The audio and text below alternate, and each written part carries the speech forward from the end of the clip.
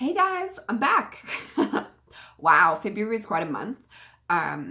What a roller coaster. I spent so much time poring over the benefits description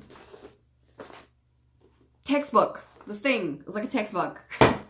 Talking to the fertility advocates over on the hotline, speaking to the financial advisor at my clinic. Yeah, it was quite an ordeal. But pleasant.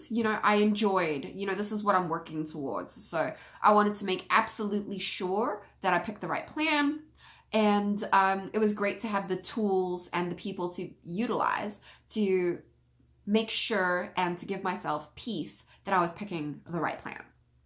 Yeah, I ended up going with Aetna Platinum.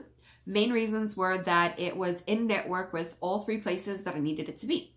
In network with my infertility clinic, in network with their embryology lab, and in network with, should I be successful, my obstetrician. The main reason that that's important is even though I've chosen a platinum plan, which means $0 deductible, so very small out-of-pocket costs, if the embryology lab was still out of network, I would have a nice big deductible that I'd have to meet with them before they would cover the agreed upon 70%. So while 30% isn't a lot, you still have a few thousand in deductible that you need to meet if it is out of network.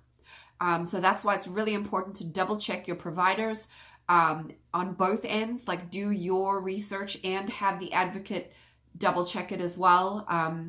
There was like one little maybe problem with them. The way the advocate looked it up, it looked like one of the three were not going to be in network. But that's why it was great to have my financial advisor on the team trying to figure out the plan as well, is because she was able to show him how they bill things and where it goes through. And we were able to confirm that it was going to be charged at the in-network rates. Yeah, so that was crazy and cool. It was great to finally be making progress. You go through however many cycles of thinking you're not going to do IVF ever, all that kind of stuff. And then you make the plan, you start at Starbucks. Then you still got to work 3 months before you can even consider it. So yeah, it was great to finally feel like we were moving forward with the dream. Got my card in the mail. It was like angels singing when I opened up that puppy and saw that brand new insurance card with my name on it. Took it into my fertility place today. I handed that sucker over, gave them all my information. It was really exciting. I went in for blood work today. I needed to get my AMH tested again, all like my STD panels, and I believe I have a genetic test as well that got drawn today. So literally like 10 vials of my blood. But again, I'm excited. We're here. It feels both like it took forever to get here and like it just all of a sudden happened. It's a very weird feeling. So yeah, I also got a call back from the IVF nurse coordinator. Today is the 11th of February. I am scheduled to go in for an HSG, which is going to be on the 26th. And I'm starting birth control pills tonight. And I will be starting, assuming there are no hitches in any of my test results, I will be starting my injectables on the 3rd of March. So that's exciting. I have a date with a tentative retrieval around the 15th of March. So, in theory, by this time next month, I should be really close. I should be feeling really terrible if the meds are doing their job. And I should be really close to retrieving. I should hopefully have an idea of how many follicles are developing. So yeah, I'm hoping by this time next month, I'll be close to a lot of answers to questions I've had for months. So that's just really exciting. Yeah. As far as insurance goes, my blood work today would be the first that's going to be billed on my new insurance. My HSG was also that's coming up. Like when the nurse coordinator, the IVF nurse coordinator called me, she was very specific. Yeah, you clearly have coverage. So, it's already showing up in my files. People are already saying things like, wow, it looks like you have great coverage. It looks like you'll have a very low out-of-pocket cost.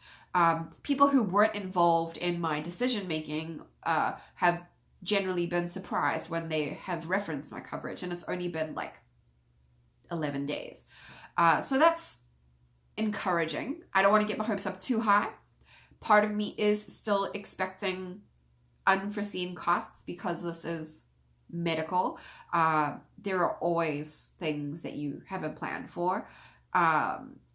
So fingers crossed it's nothing too crazy, but I'm just trying to be cautiously optimistic. But however you slice this is going to be the most affordable way for us to move forward. So we did have a repeat semen analysis, and while my husband's motility did increase substantially, his morphology went down, as if it was even, I didn't even realize you could get lower numbers than he had, which is fine. We're doing IVF. We just need a couple good sperm. And we're doing ICSI. So in terms of morphology, we don't have to deal with that. And the very poor morphology is actually great for us to justify doing the ICSI procedure, because we'll need pre-authorization for everything. That really low number really spells it out and doesn't give us a lot of options. So that's nice. It also gives them not a leg to stand on if they try to force us to do more IUIs. So, I mean, it's not great, but it's a blessing for this particular situation. And I am slightly nervous about my AMH results. When I went back over all of my documentation, just to like refresh myself, since IVF is actually starting to happen, I realized that my AMH was under 2, which is not awful, but it's subpar for sure. Like any of the guarantee programs only guarantee your money back if your AMH is over 2. So that was almost a year ago that I had that tested. So yeah, literally it's a year ago now, actually, now that I think about it. So I'm hoping that there hasn't been too much of a decline, and that I'll still have pretty good results, because I am hoping to only do 1 retrieval. I mean, you never know how you're going to respond to the meds. But since my biggest out-of-pocket cost is going to be my medications, or at least I anticipate my biggest out-of-pocket cost being the medications, I really am hoping to only do 1 retrieval. Well, basically, we can probably only afford to do 1 retrieval.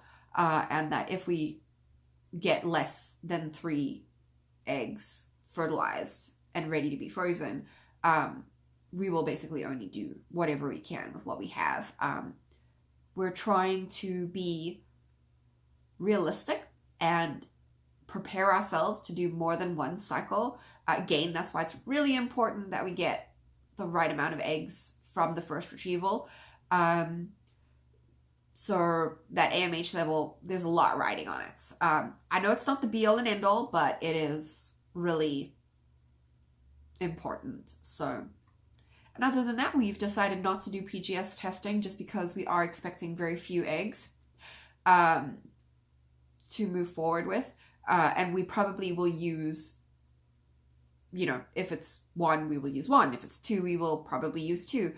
If we get 3, that would be great. We will probably use 3. And if by a miracle we get like 8, we may consider doing PGS testing at that point. But for now, we are declining. I'm doing my HSG before my retrieval, because my clinic will only do, they strongly prefer to do frozen transfers. So the only reason that they have agreed to do a fresh, I don't particularly want a fresh, but if we only get like 1 egg, I don't want to risk freezing that 1 egg and then it not surviving the thaw. So if that happens, we will probably move forward with a fresh transfer, and I need to have my HSG done before then. So we've hedged our bets, we've done our best, we've prepared as much as we can prepare, and I guess we're just diving in. So here's to the first pill for birth control tonight, which is the first of many medications, and I'm just really ready. I'm ready to do this. I'm scared, I'm hopeful, and I just can't believe it's finally here. So look forward to seeing you guys. I hope you have a good time in between now and the next video, and I'll see you then with an update. Take care. Bye.